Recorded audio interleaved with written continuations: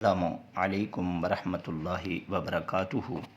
آج کی ویڈیو ان افراد کے لیے ہے جن کی عمر 35 سے 40 کے دوران یا اس سے اوپر ابو ہے، ان کے لیے ہے خصوصی طور پہ، اور باقی حضرات بھی اس سے استفادہ کر سکتے ہیں،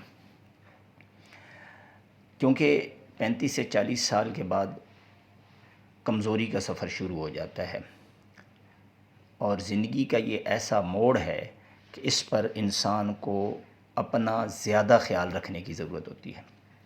تو اپنا زیادہ خیال رکھنے کے لیے درج ذیل ہدایات جو آپ کو ابھی بتائی جا رہی ہیں ان پر عمل کرنے کی ضرورت ہے۔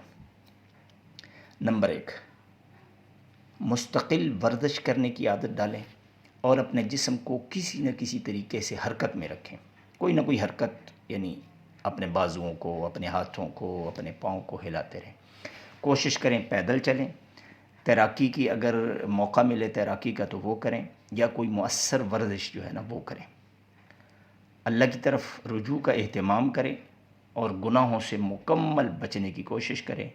حقوق اللہ اور حقوق العباد کی ادائیگی کی طرف پوری توجہ دیں۔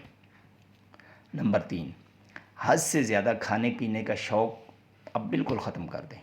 معیاری کھانا ہو لیکن بقدر ضرورت ہو، صرف اتنا کھائیں کہ آپ چاق و چوبند رہیں اور کمزوری محسوس نہ ہو۔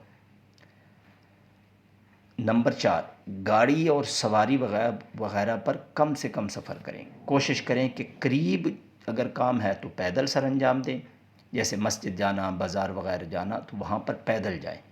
کوشش کریں دن میں آپ 2 سے 3 کلومیٹر تک پیدل چل لیں۔ نمبر 5، بے جا غصہ نہ کریں۔ اس عمر میں بندہ تھوڑا چڑچڑا ہو جاتا ہے۔ فضول بحث مباحثے سے اجتناب کریں اور اپنے آپ کو خاموش رکھیں۔ حضور صلی اللہ علیہ وسلم نے فرمایا من صمت فقد نجا، جو خاموش رہا اس نے نجات پا لی، کیونکہ خاموش رہنے سے بندہ اللہ کی طرف متوجہ ہوتا ہے، ذکر کی توفیق ملتی ہے اور بندے کو سکون ملتا ہے اور صحت برباد نہیں ہوتی۔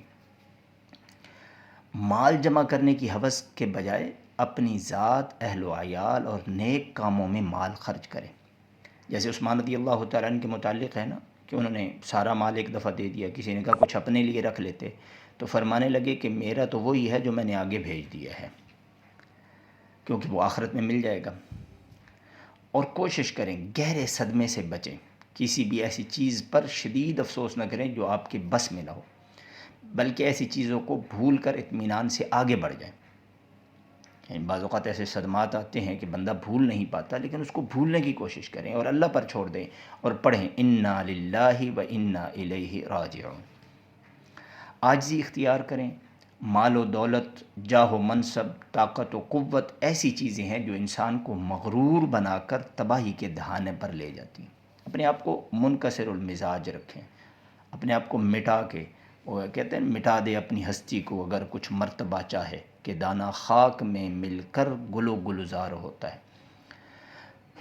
اچھا، اب اس عمر میں بال سفید ہو جاتے ہیں تو بالوں کی سفیدی سے ہرگز نہ ڈریں، یہ آپ کی عمر ختم ہونے کا سبب نہیں بلکہ اس بات کی نشانی ہے کہ اب آپ کی زندگی کے بہترین دن شروع ہو چکے ہیں، اس لیے کہ سفید بالوں کو دیکھ کر تو اللہ کو بھی حیا آتی ہے۔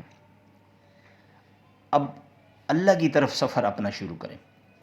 نیکی کے کام، بالخصوص باجماعت نماز، استغفار، درود شریف، اس کو بالکل نہ چھوڑیں۔